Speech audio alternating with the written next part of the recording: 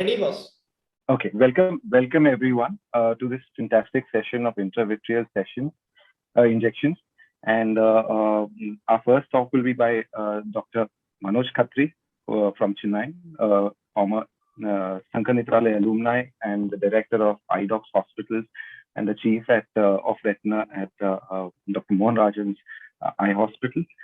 He'll be talking about the real world experience of brolucizumab. I believe he has extensive experience and has been telling us all his experiences about brolucizumab. So over to you, Dr. Khatri. Good morning, everyone. Are my slides visible and I'm audible? We can see the slides and we can hear you, sir. Okay, thank you so very much. Thank you once again, MOS, for giving this wonderful opportunity to be amongst all of you who don't need this kind of experience talk on brolucizumab, but I thought just share some of my case experiences which we have used this molecule for last 1 year or so. So just going straight to the talk. What is the clinical experience in Indian subcontinent with the use of this molecule for neovascular age-related macular degeneration? I'm going to stick to only one indication as of now, which is an approved indication. As we already understand that any retinal fluid, if it is secondary to neovascular age-related macular degeneration, has to be considered as pathological in nature and has to be treated appropriately. And major trials across the globe, mainly highlighting Hawk and Haria data, has told us that the efficacy of this molecule is superior to aflibercept. What we have learned more than the efficacy is the duration. So that plays a very critical role. Rather than giving them monthly injections or bi-monthly injections, we can extend the duration to up to 3 months, 4 months, and so the horizons are increasing. And this the treatment per se has been sustainable over a period of time with a well-tolerated safety profile. Just to quickly look into a couple of cases, this of my earlier cases when PCV indication was not actually given, but when we saw this kind of a young female patient in the treatment day Y with a Notch PD, the diagnosis is no-brainer, but straight away we thought treat with the best molecule available. And this is what we see within 2 weeks. Initially, when we started from last October, we were following these patients every 2 weeks. So what you see here is an immediate wow effect, what we are not getting with other anti-VEGF molecules. And over a period of time, this sustained. This patient had one more recurrence post second lockdown.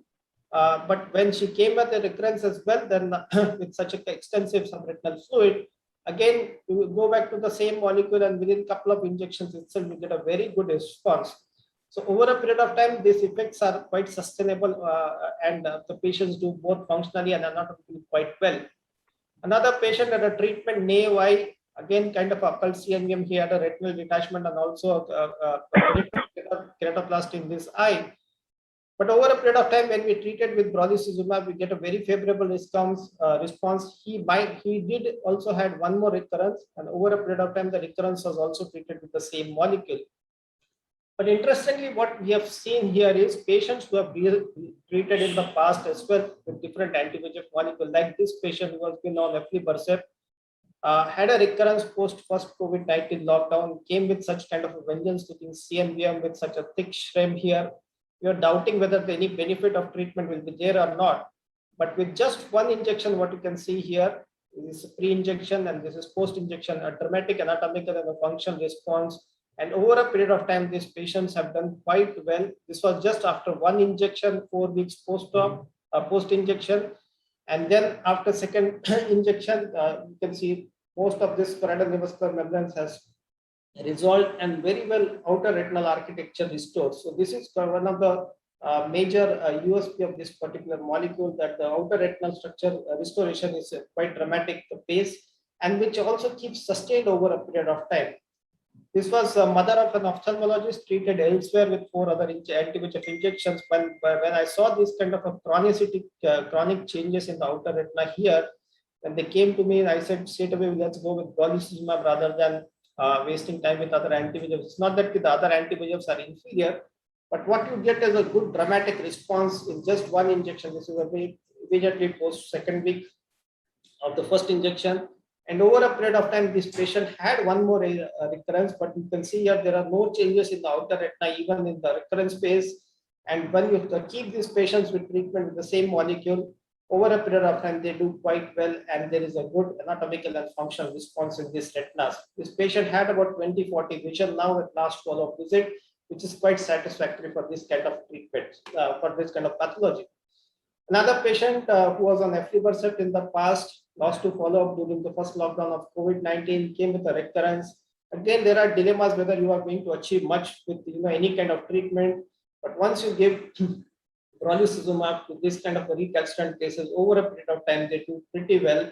And what we have seen, apart from little bit of scarring in the subfoveal region, the rest of the drying effect is very effective.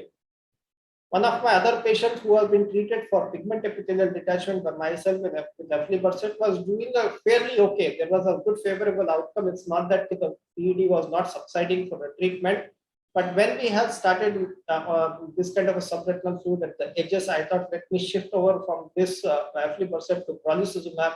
And as soon as we shift, we know the brolucizumab superior effect on the pigment epithelial detachment, especially at least decreasing the height. So this was pre-injection, and immediately second week post-injection, you see a very good dramatic response. And over a period of time, these kind of responses are also sustained. So this is one of the other indications where we can use this molecule as a first-line therapy maybe. Another patient who had a treatment naive eye, lost other eye to the choroidal neovascular membrane. This fight, especially I believe, patients when they have a huge pachychoroid spectrum, brolucizumab works better because the penetration is better, bioavailability is better. So we can straight away start with brolucizumab, and immediately 2 weeks later, response over a period of time did quite well. I'm not going to waste much of time. One of my last patient with a huge subretinal pocket of subretinal fluid, we were thinking even of rheumatogenic retinal detachment component here, but just after ruling out the clinical RRD, the SRF responded so dramatically to one single injection, which sustained over a period of time.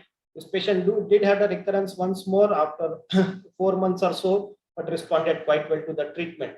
So as we understand, the fluid has to be treated at appropriate intervals, considering after doing all the entire clinical workup for that patient. The wow effect is seen in real world experience, both in treatment naive and switchover cases in most of the neovascular AMD patients treated with this particularly exciting molecule. Thank you so very much for a patient hearing, and thank you MOS once again for the wonderful opportunity.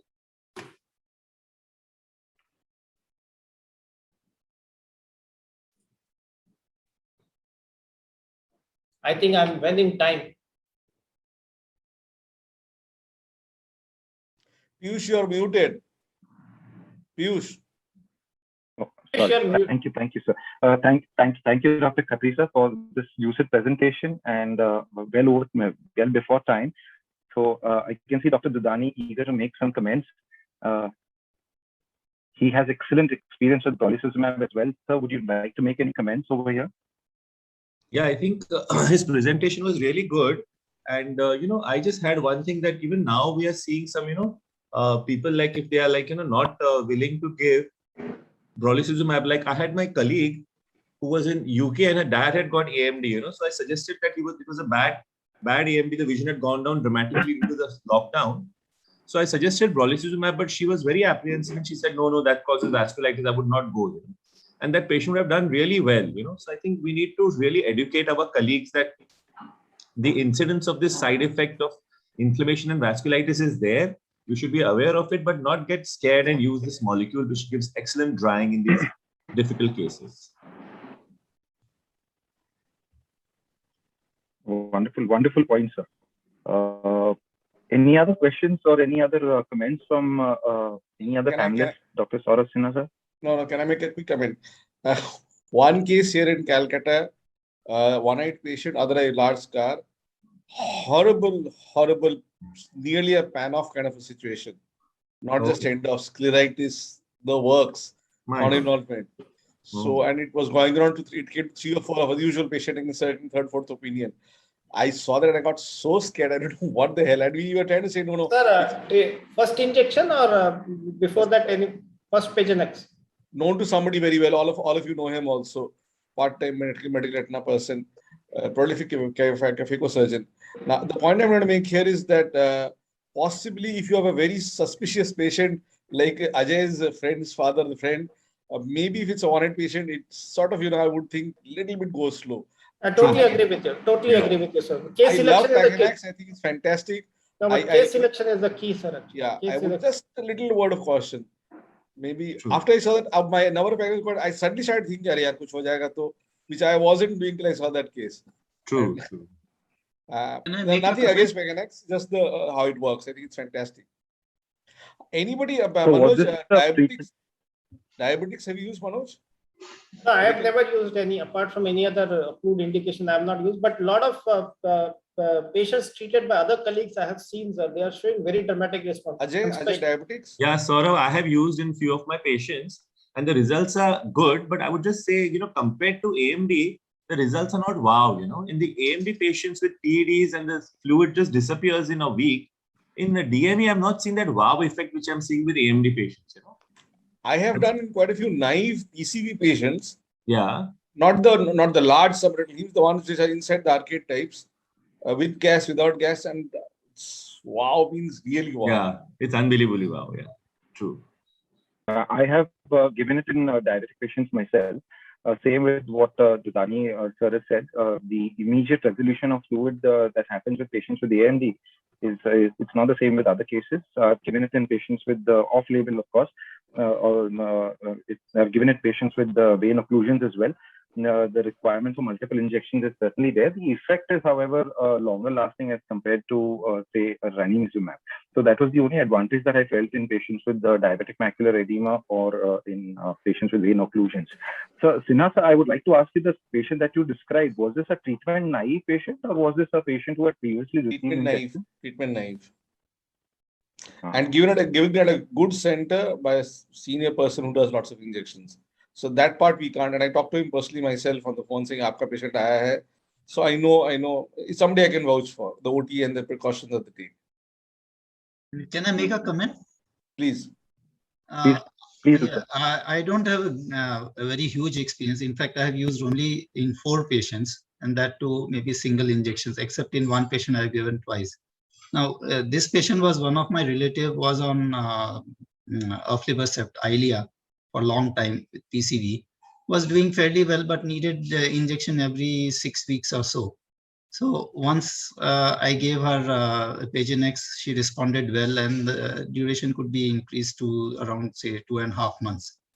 But then I gave her Eylea again next time. I do a thorough discussion with all patients about all the possible side effects. So actually the patients don't opt for it most of the times. This patient, when I gave the second injection a month later, she came with very severe inflammation. It was both anterior and posterior vitritis. Luckily, there was no vasculitis. And this happened 1 month after the injection. And the vision dropped from 612 to 660 or less. And I had to give oral steroids and topical steroids. And now she's doing fairly well. So it is not that we should not be careful about this. I don't know whether. Yeah. Totally agree, sir. Case selection is the key, sir, actually. No, but how do you select a case? So any old vasculitic problem, definitely. No, this patient had no history of inflammation, no vasculitis, was treated with all other anti-VEGF agents without any inflammation for many years now. She is on treatment for last 4 or 5 years. So how do you select? I want to know that. So Anupam, what was the study, they have found out is that, patients who have received multiple injections of other anti-VEGFs before and who are not necessarily treatment naive have already some anti-brolucizumab antibodies due to the previous injection, So I think what you're saying, like what one message I could share with you is that, treatment naive patients would be a better option, than multiple injected patients who have a tendency to develop antibodies to these anti-VEGF drugs, is what one caveat basically.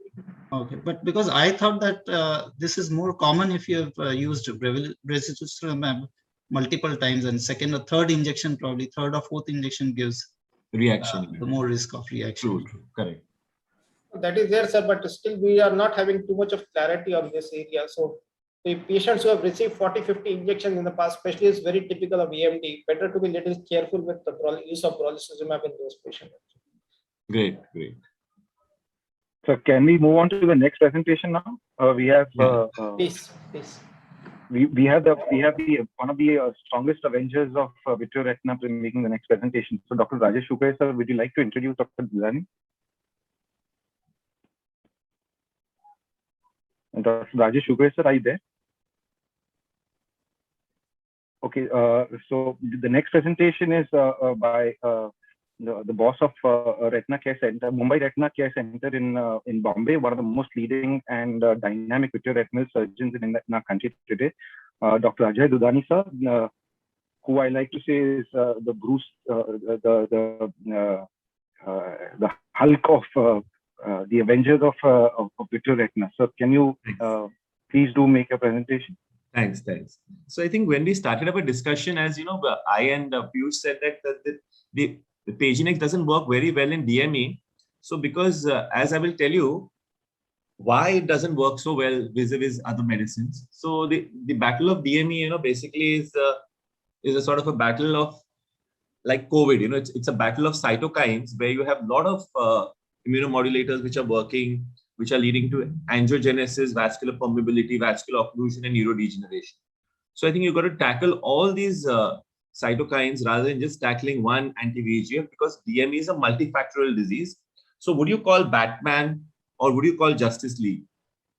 So anti-VEGF just acts as a Batman, which we know that will work only against one of the cytokines. So you require the Avengers, which will, you know, work against all these various cytokines which are working. We require different superheroes, and we have a molecule which is combining all the Avengers together in one, and we call it steroids, which is available as, you know, a depot preparation of Ozurdex.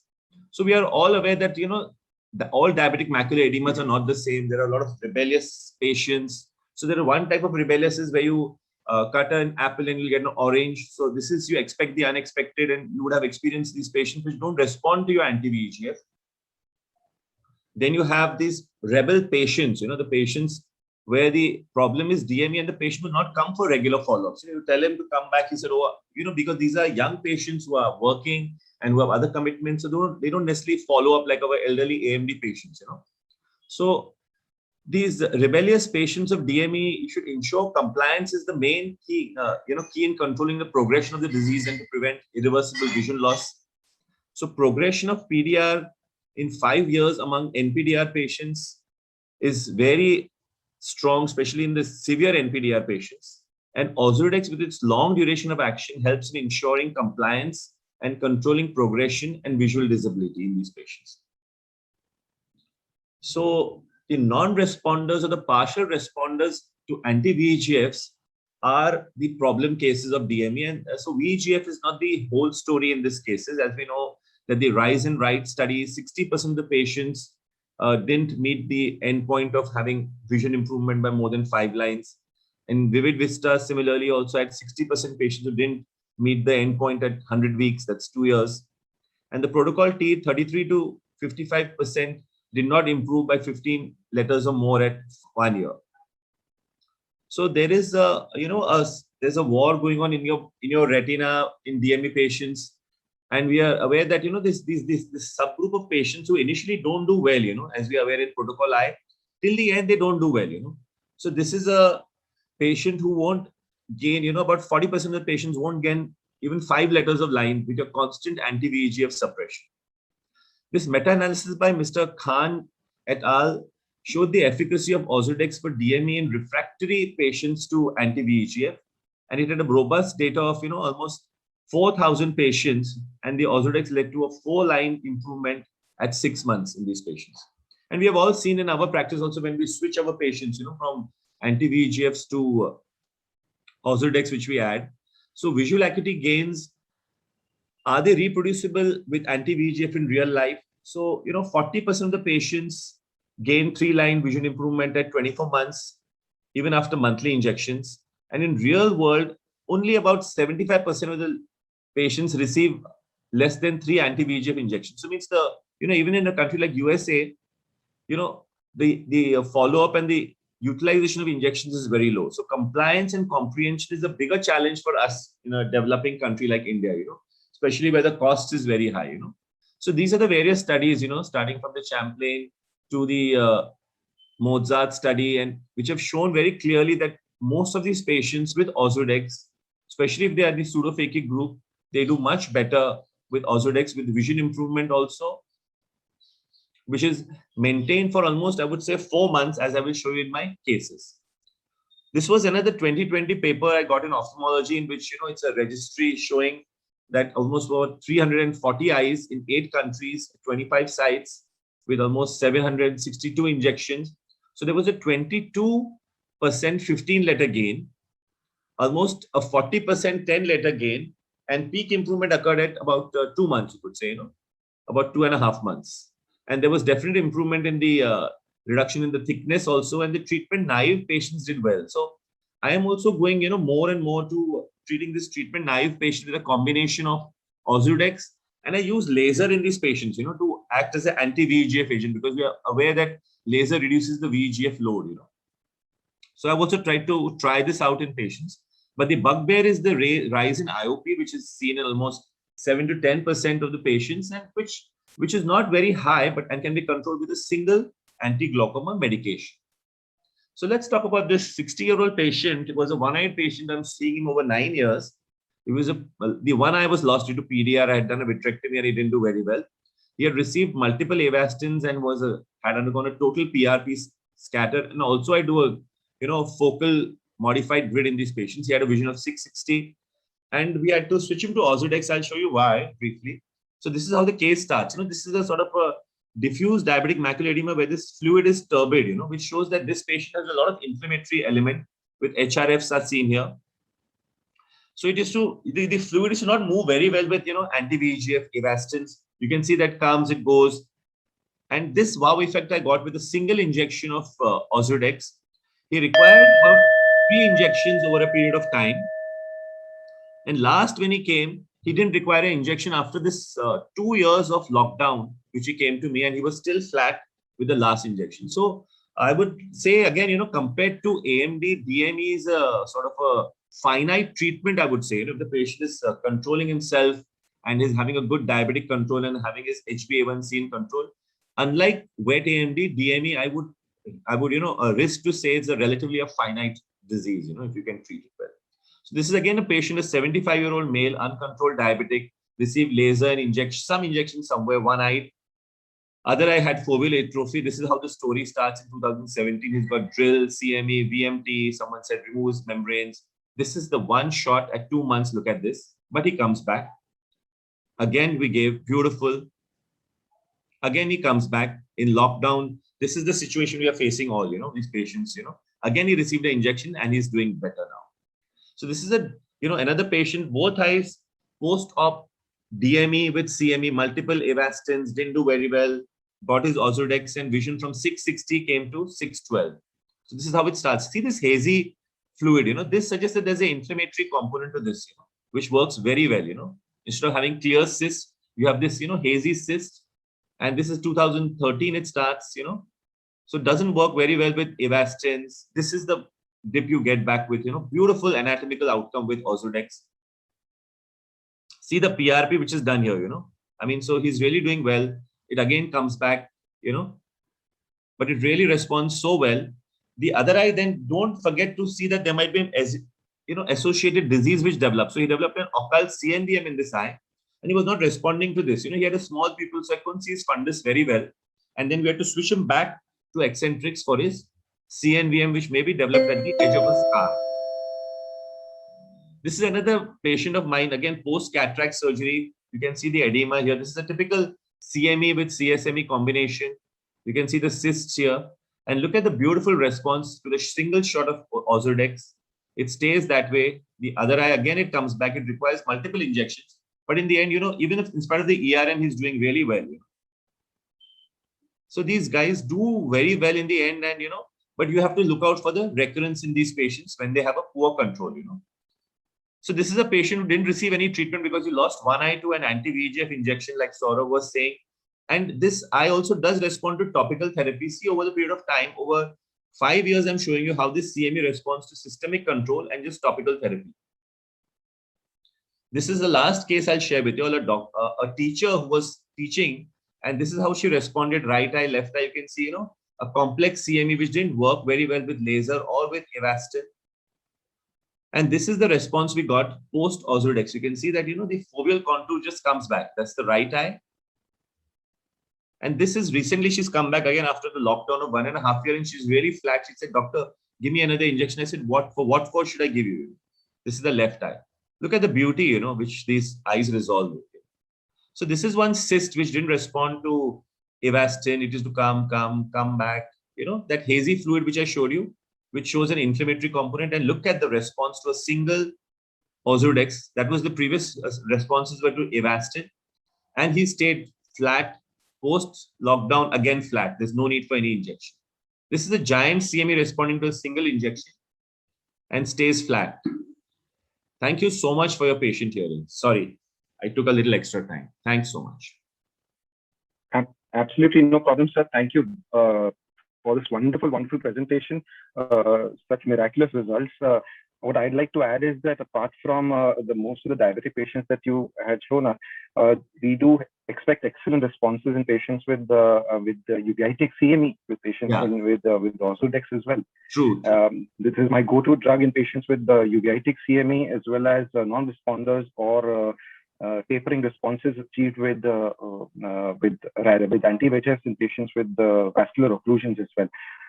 So is it your preferred mode, or do you ever start off with the Ozurdex, or is it always your fallback method, like you said, like an Avenger?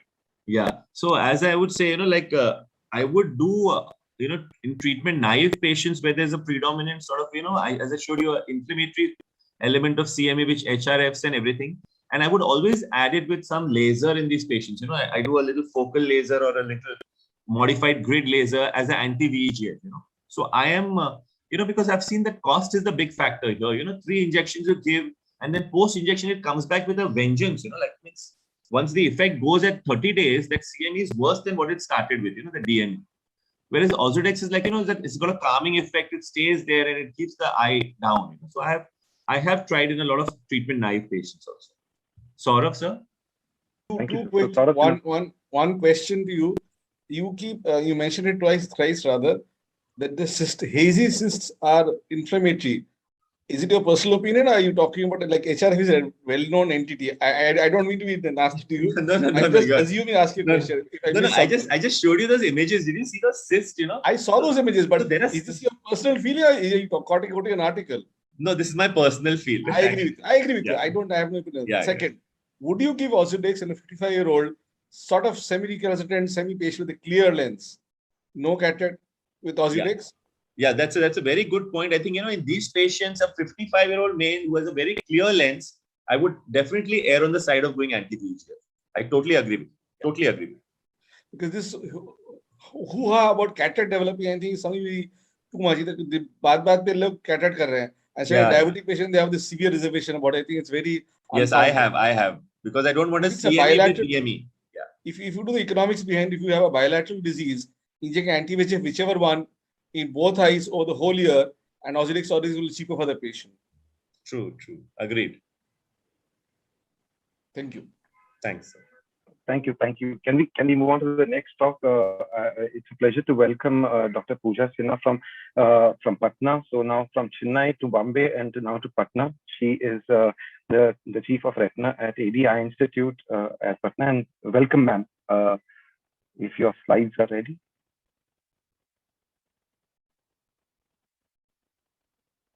So for the audience to know, until the slides load, even as a student, when I was a resident and madam used to take classes of indirect retina. Yes, I believe the slides are on.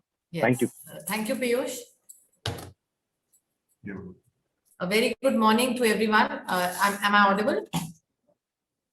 Yes, ma'am, we can hear you. Okay.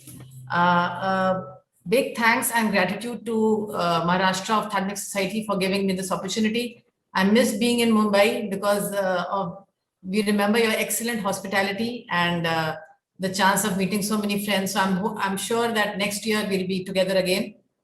But this year, let's all share this virtual platform. So I'll be speaking on challenges in the treatment of ischemic CRVO. Do we use steroids or we use anti-VEGFs?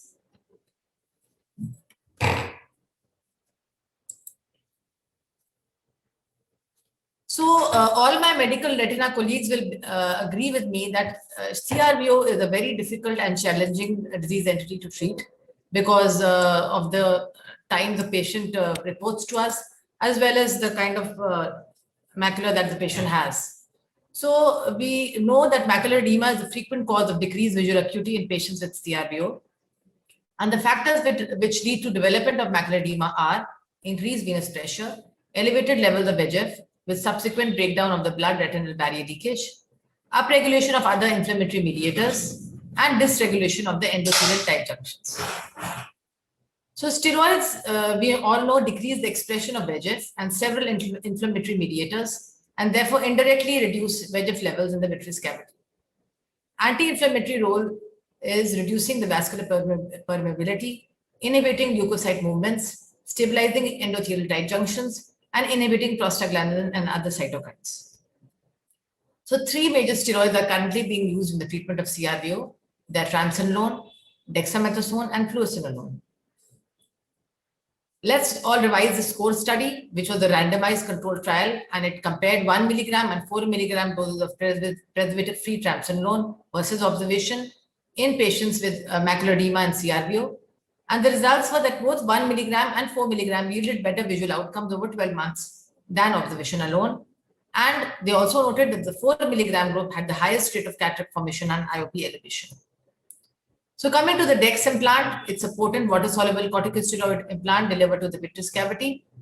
And it's a 6-month study evaluated efficacy of 0.35 milligrams and 0.75 milligrams dexamethasone compared with sham. And they concluded that DEX implant reduces the risk of further visual loss in CRVO and increased chance of visual improvement. The DEX implant was also well tolerated, and increase in IOP was in less than 16% eyes. So this is the Ozurdex implant. Coming on to anti-VEGFs, the mechanism of macular edema is upregulation of VEGF response in relation to retinal ischemia in CRVO. And we have a whole basket of anti-VEGF agents, starting from bevacizumab. And there was a study by Epstein et al., which showed that injection of Avastin every 6 weeks for 12 months increases visual acuity and reduces macular edema compared to sham. This is the Avastin injection, which is most commonly used. The ranibizumab was also studied by the Cruise and Horizon studies and the Crystal study. And aflibercept, that is Eylea, had the support of Copernicus and Galileo studies, where patient drained 15 or more letters from baseline. So in our study, there were 4 patients we studied with recalcitrant CME secondary to CRVO between February 2020 to July 2021. The inclusion criteria were that all the patients previously were treated with at least 2 injections of anti-VEGF agents. And then we switched to steroid.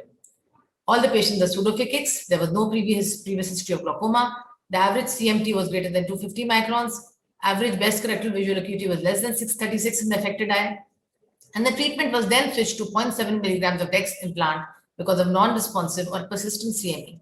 And because this study was done in the COVID era, we also made sure there was no history of previous COVID-19 infection. Mean interval between anti-VEGF injections before initiation of intravitreal steroids was 1.5 months. And the mean interval between injections increased to more than 4 months after initiation of the steroid. So this was one advantage. We also investigated the best collected visual acuity and the CME on OCT.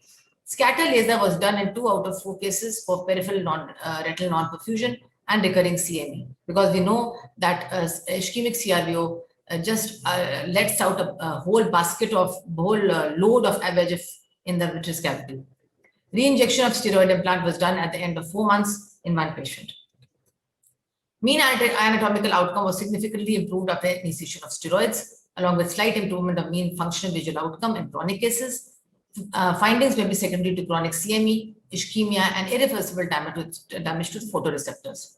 No steroid-related intraocular complication like secondary glaucoma was luckily seen in our patients. So this was the case 1 at presentation. You can see the right eye, this classic blood and thunder appearance, a lot of hemorrhages on the right-hand side, bottom slide. large cystic edema and elevation of the retina.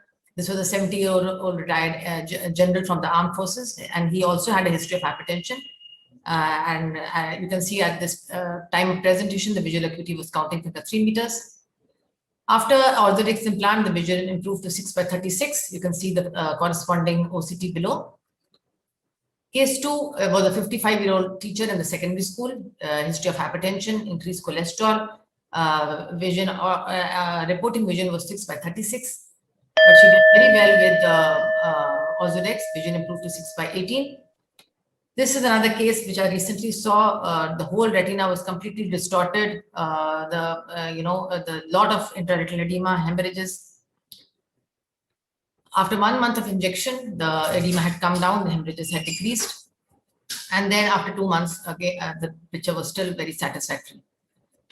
This is another case, didn't do very well, but I just wanted to show that sometimes ischemic CRV just goes out of hand, reporting vision counting with the 2 meters. You can hardly see any retinal morphology here. 449 was CMT. Vision improved to 6/60 after 2 months. And at the end of 3 months, the retina was stable, but the vision didn't, improve much, although the anatomic appearance of the retina was much better. Again, at the end of 4 months, vision dropped to counting finger close to face. After 1 month of second Ozurdex injection, vision improved to counting finger 2 meters, but I knew that we had lost this case.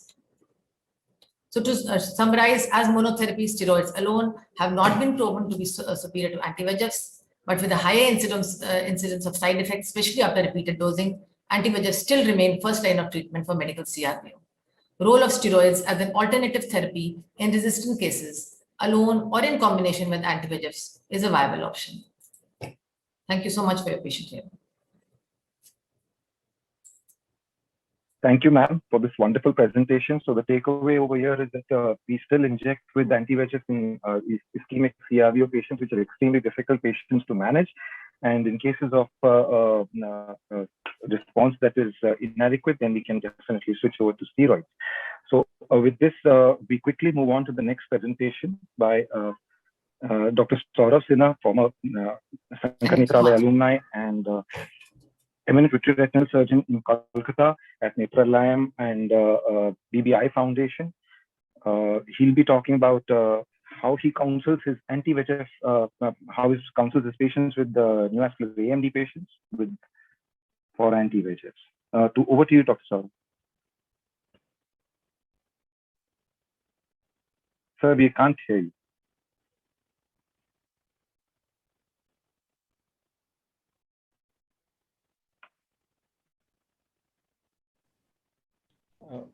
Morning, everybody. Am I okay? Yes, sir. We can hear you and we can see your slides. Yeah. So it's a little difficult in front of Ajay, and I know he's the boss of all this, and he's the hulk of even counseling his. And I don't know how many of you know he does, I think, more LASIKs than injections. I insist on that. Okay. On a lighter note, vigorous shake of head. Okay. So I do have financial disclosures. Everybody pays me. Everybody's advisory board, and proudly so. I feel I can make some contribution to proper science. I'll quickly go through the 4 situations that we have when we counsel our patients. A naive patient has come to me. I said you need 3 and the guy needs more. Somebody else's patient unhappy with the disease, and I don't say with the doctor, unhappy with the disease and has come to me. And a recurrence mine or somebody else's. At initiation, I always say it's a lifelong disease. You may have a remission, but a recurrence is a possibility even after loading those. And these are 3 things that you have to live by and write on the paper, that this is a lifelong disease. This is something that I drive home continuously into their heads. And I tell my aim of treatment is to maintain vision. I never promise increase in vision. I only say you will have quality vision better, dark area and distortion less. And mine have to call me neovascular AMD. And I tell them a color will be brighter. And I usually write this on a file also. We'll see colored better, we'll see darkness less. And when they grip to me after the 6th or 7th, they say, this is my likha hua tha yahan pe. So that gets me away sometimes. So at initiation, I quote another one of our gurus, Dr. Sangeet Mittal, who told me Sardar patients are told, "Pehla saal 2 lakh, agla saal 1 lakh." That's what they understand. That's the amount of money they have to spend. And I think that's works fantastically in a lot of patients also. They want to know paisa kitna lagega. Now you have a patient who needs more injections after loading dose. These are the patients, they've stuck around with you for three injections, 3-4 visits they've had with you. They have some faith in you. They're having a doubt on you and the disease right now. So I insist on showing the OST pictures, the vision recorded, something one line, half line better. I take a color photo sometimes, show the heme is little less, or it looks a little less ferocious. But I now tell them that, I'm also little apprehensive the disease may be worse. So I say suggest titration will occur if further injections are not given. This is something that they need to understand, that continuation of therapy is very important, because of financial issues, some patients do stop.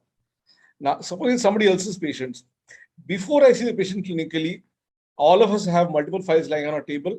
I pull out files of my own and I show them, see, I have patients who have needing their 6th and 7th injections. They're on follow for 2.5 years. So this is the only treatment possible that you have. And I always verbalize that I have patients with 32 injections the last 6 years.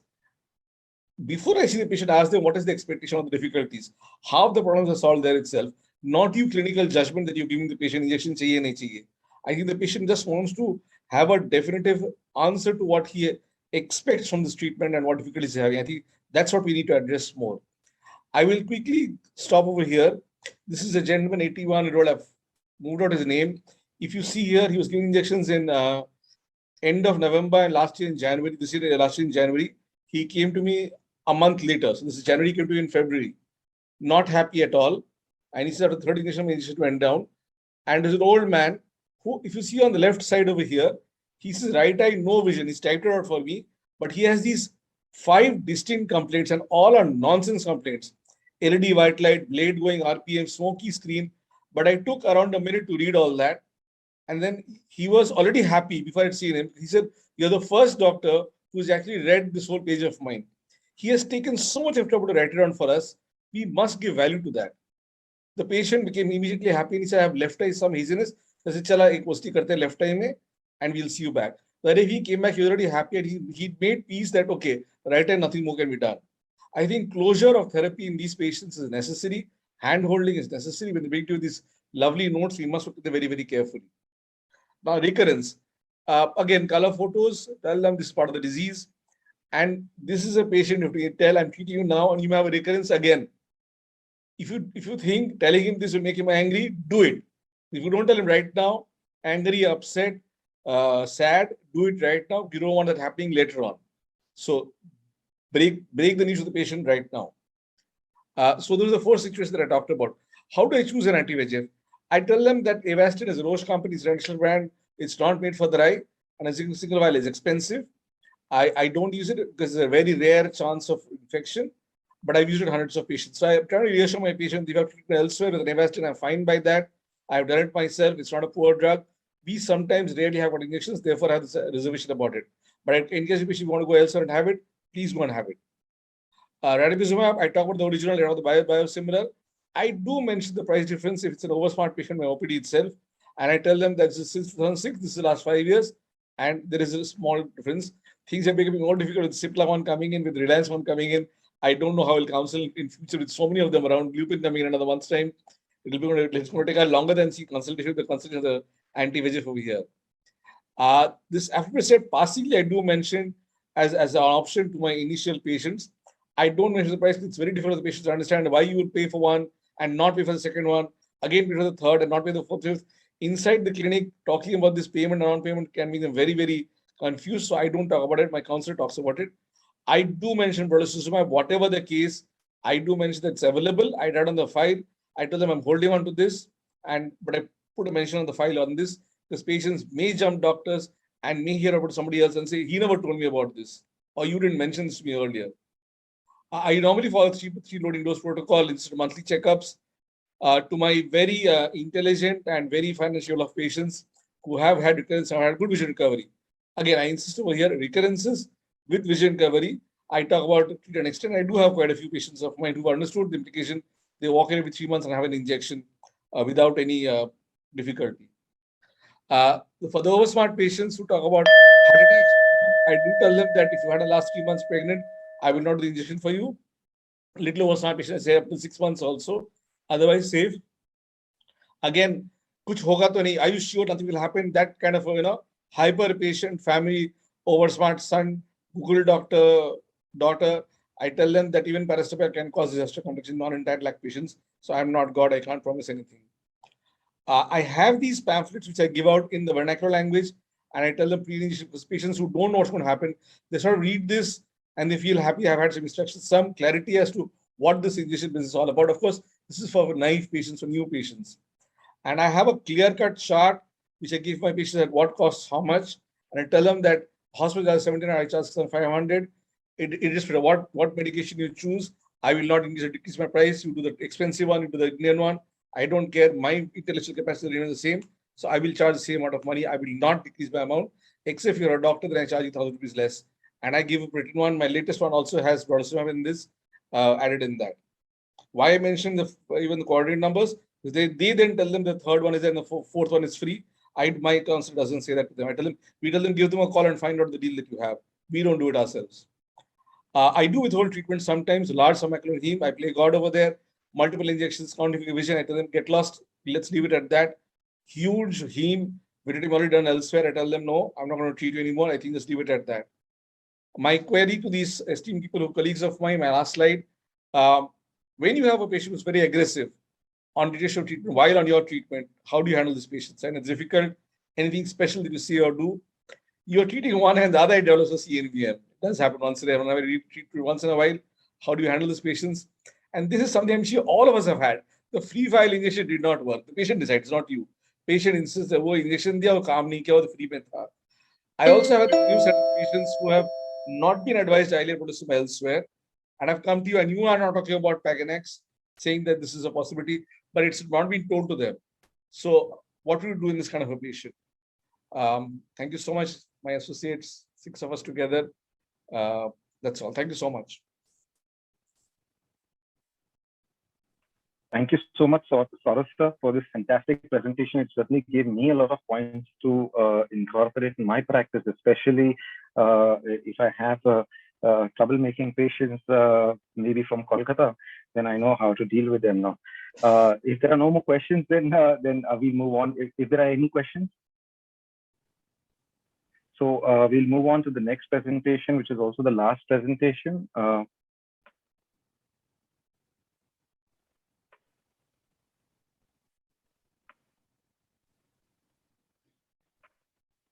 Piyush Bansal is a young, dynamic vitreoretinal surgeon from Bansal Vision Institute of Pune, and he's a good friend of mine. He'll be speaking to us on when anti-VEGF and steroids fail. You're saying both when they fail, is it? I'm sorry, sir? Piyush, it's when both are failing, you're telling us what to do. Yes, sir. Okay, so, good. Unfortunately, I'm not able to move my slides properly, so please bear with me. Am I audible? Yes, very well. Please go ahead. Okay. So, like we all know that the entire landscape for retina surgeons has changed in the last decade and a half, and I consider myself very lucky, along with the patients as well, to have such a huge armamentarium of drugs that we have now, which wasn't available earlier, and we can see these patients improving drastically with anti-VEGF and steroids alike. So we know that there are so many indications that these anti-VEGF and steroids have in patients who've had macular edema post-vein occlusions or clinically significant macular edema with diabetic macular edema, CNVMs secondary to AMD with PCV. So the routine practice is to either follow monthly interval injections or pro rata need, or a treat and observe, or a treat and extend protocol. There are so many of them, and we can tailor pick them because there's no one cap that fits all. However, there are these many patients that are considered as treatment failures. 95% patients do respond very, very well to anti-VEGF injections and steroid injections, but I would say that at least a 5% patient load in every retina surgeon's practice don't seem to respond very well, or there's a delayed response, or there is a tapering response. So there's no universally agreed definition over here. But what most retina surgeons would agree upon is that when there are multiple anti-VEGF treatments And despite that, there is fluid or leakage. That is when you would call them as treatment failures, or the other counterpart would be when the vision loss continues despite treatment. That is when you would call them as treatment failures. Treatment disappointment is another term which is used for when you're continuously giving monthly injections and to maintain a macula to be dry, or despite all of this, if the treatment decreases macular edema, but the visual acuity doesn't continue to improve. So for practical purposes, I'd like to say that we can define treatment failures as persistent fluid on OCT, which is no longer responsive to anti-VEGF injections. So what do you do in such situations? So when you have recurrent CMEs or non-responsive CMEs, despite repeated injections, another option that you can definitely go in for is do a pars-plana vitrectomy with an ERM or ILM peeling, which is a more and more suggested option now as compared to the past decade.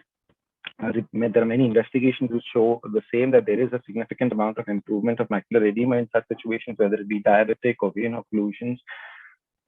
So just a few videos that I'd like to show over here. This was a patient who had received multiple injections of anti-VEGF, Lucentis to be precise.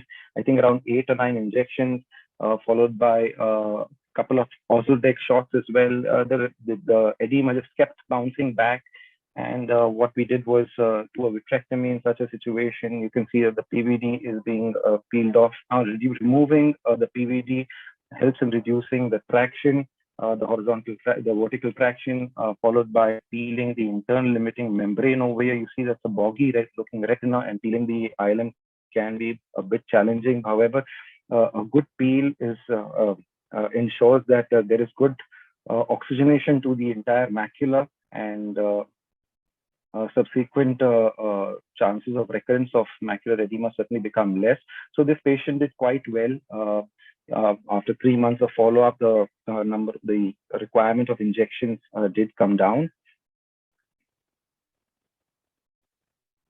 Okay, so this is a patient with a branch settled, a more typical patient of with a branch settled vein occlusion. You can see over here, he received multiple injections, which caused a vitreomacular traction. It was a bit difficult to convince the patient to get a vitrectomy done. This is a more straightforward indication. So if you have complications, even though rare or sequelae of anti-VEGF injections, then these patients, you obviously go ahead and do a vitrectomy. What you see over here is the vitreous being trimmed around the hyaloid, around the posterior hyaloid, and then gradually making sure that the vitreous is cortical vitreous is peeled around the area of the branch retinal vein occlusion, followed by further trimming of vitreous around the VMT area, typical removal of posterior vitreous hyaloid, and then staining the ILM and then peeling it off.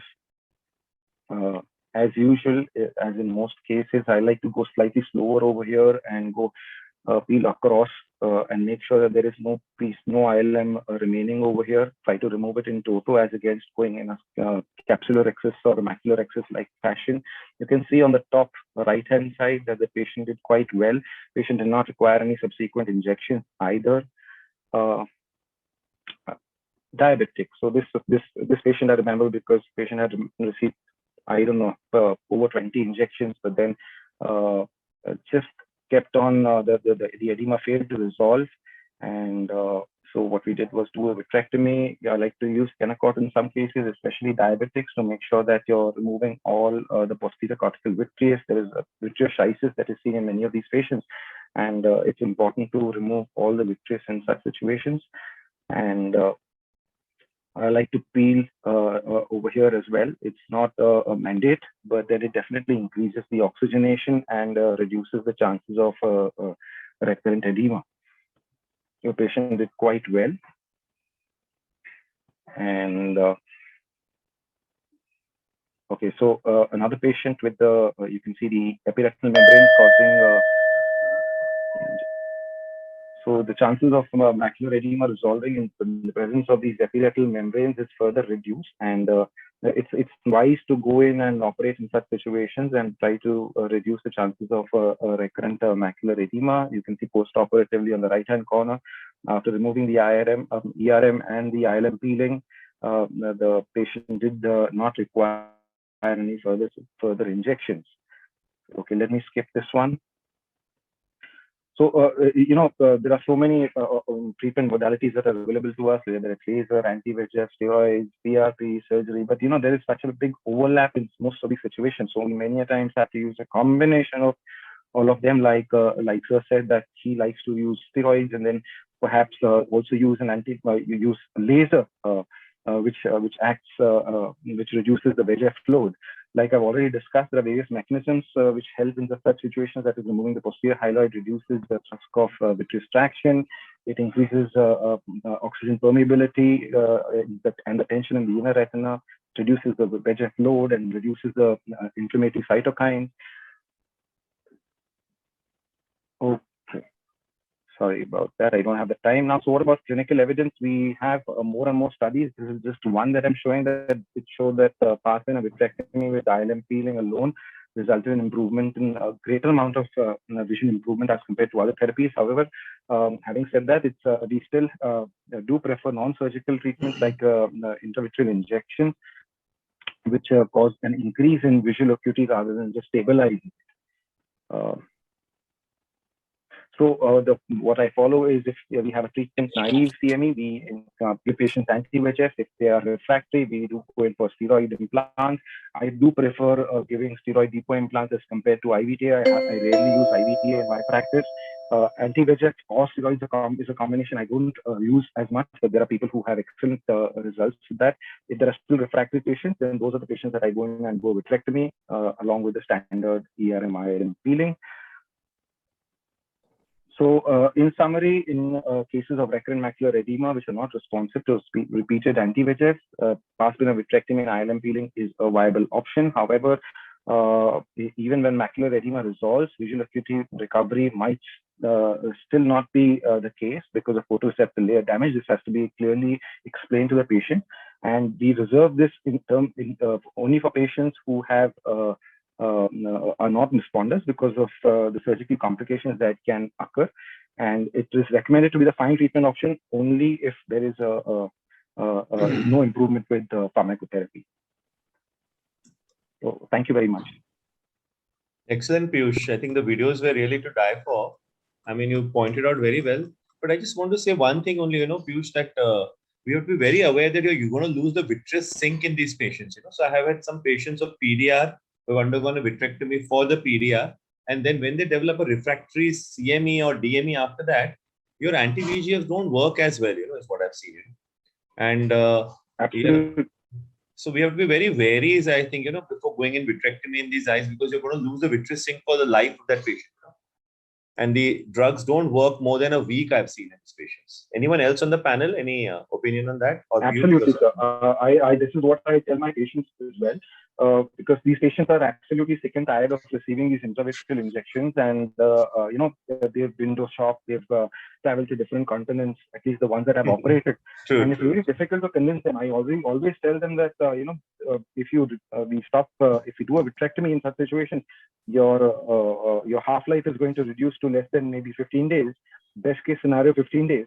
And this is a risk that many of them are willing to take because they are, frankly speaking, sick and tired of receiving these multiple injections. So we reserve this as a. Yes, sir. No, I think it's a good point. Yeah, Saurabh, please.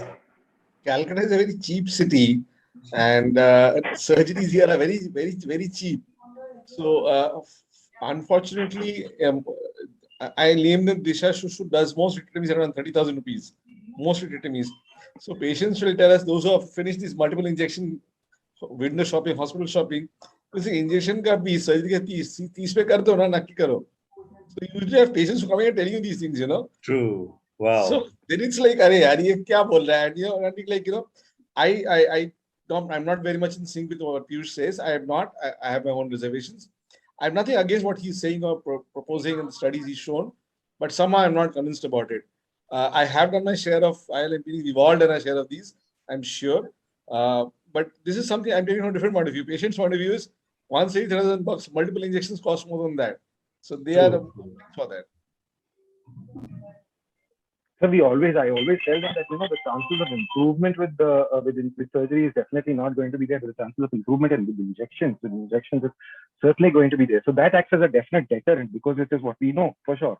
It's only with patients who are continuously losing vision every 4 weeks, every 6 weeks, and they're sick and tired, and only those patients who just to stabilize their vision into, because money is, at least in the videos that I had shown, money was never an issue with these kind of patients. It was just the repeated trauma of getting injections again and again, 20 injections and 30 injections. So it's only those patients that I would, as a final resort to this. Great work. Great. Dr. Piyush, can I ask a question? Please. Yes. What about Please, my topic for today, ischemic CRVO? Have you treated any cases with vitrectomy or yes, ma'am. any experience that Yes, you ma'am. have? In fact, the first video that I had shown. Yes, ma'am. In fact, the first video that I had shown, patient had received, I believe, over 10 injections of Lucentis and I think 4 injections of Ozurdex. But this particular one did not respond to injections very well. Most patients do, and they do stabilize after a good half a dozen or dozen injections. But vision improvement isn't there in most situations, like the one that you had shown. Patient vision generally stabilizes at around 360 or 660 or so. But this particular patient did not have that. So I did operate in that particular patient as well, and patient did not require any subsequent injection. Now the patient hasn't come back since 2 years, so I hope that the patient does not require any more injection.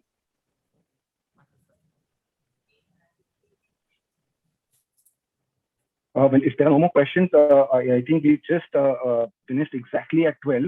And thank you, Dr. Ragini Madam. She's also there over here. And thank you for this opportunity to have this wonderful session over here. Thank you, Dr. Swapnesh Sawant, for this wonderful opportunity. Thank you to all the esteemed speakers and faculty.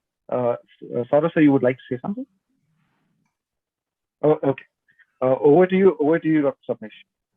Yeah, one last question, Dr. Dudani, sir. Yeah. Regarding the experience of Ozurdex in post-vitrectomized eyes with refractive diabetic macular edema. How do they, is it very predictable or? Yeah, so I think that's a very good point. Actually, I have used it in a post-vitrectomized eye, and to give that injection in a post-vitrectomized eye, you always tend to have that loss of that fluid, because the full vitreous is liquid. So the eye does tend to get soft, and you have to get a real nice tunnel to prevent that.